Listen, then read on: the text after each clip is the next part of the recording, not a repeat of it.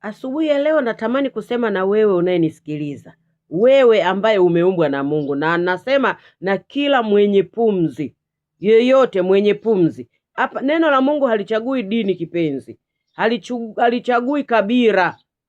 Mimi nasema na watu wote, maana Kristo Yesu aliacha utukufu na enzi na mamlaka kule mbinguni kwa sababu ya wanadamu wote. Hakuja kwa ajili ya dini fulani, hakuja kwa ajili ya kabila fulani, alikuja kwa ajili ya wote wenye mwili. Haleluya. Nataka niseme hivi, hebu mpeni Mungu masumbufu yenu.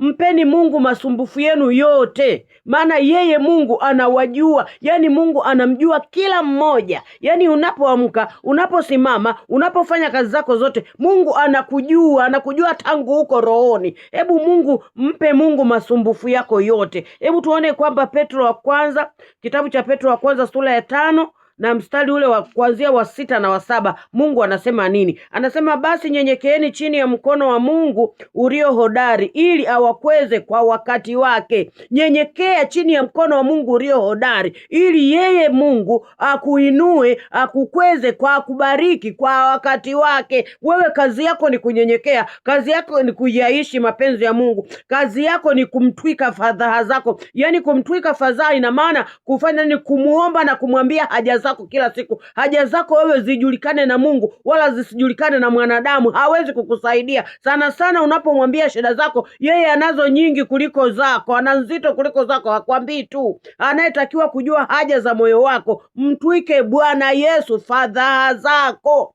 Tena mstari wa 7 anasema, huku mkimtwika yeye fadhaa zenu zote, kwa maana yeye hujishughulisha sana kwa mambo yenu. Yani Mungu anajishughulisha sana kwa sababu ya mambo ya mwanadamu. Anatamani mwanadamu afike mahali aishi kama yeye alivyompangia. Maana Mungu ametupangia wanadamu tuishi kwa raha, si kwa kuteseka. Kwa hiyo Mungu anajishughulisha na mambo yetu. Kwa hiyo sasa lazima sisi wenyewe tuendelee kumtwika fadhaa zetu. Bwana, ninataka 1 2 3, ninakuomba 1 2 3. Na unapokuwa unamtwika fadhaa zako, uhakikisha na wewe unaishi maisha matakatifu. Yani zile amri alizokuambia usifanye, uache. Yale makatazo aliyokukataza, acha. Na yale aliyokuruhusu, fanya kwa nguvu, ili kwamba akuinue kwa wakati wake.